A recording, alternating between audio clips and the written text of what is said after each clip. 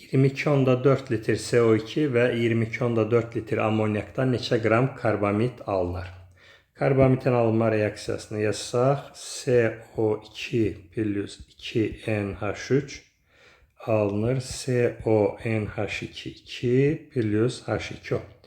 Deməli, reaksiya tənliyində 1 mol 22,4 litr karbon qazı, 2 mol 44,8 litr ammoniak var və nəticədə alınan karbamidin kütləsi də 60 qram.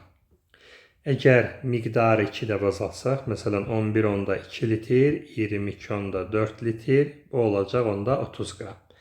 Məsələdə bizə hər ikisindən 22,4 litr verib, ancaq 22,4 litr 11,2 litr karbon qazı ilə reaksiya daxil olur. Deməli, karbon qazının hamısı reaksiya daxil olmayacaq. Yəni, məsələ həllində artıq qalan maddədən yox, tam istifadə olunan maddəyə əsasən tənlik qururuq. Yəni, əslində tənliyimizi qurmaq qaydası belə olasıydı ki, 44,8 litr ammoniakdan 60 qram karbamid alınırsa, 22,4 litrdən nə qədər alınacaq?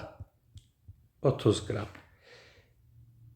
Eyni miqdar veriləndə reaksiya tənliyində hansı maddənin miqdarı, yəni əmsalı daha kiçikdirsə, o artıq qalır.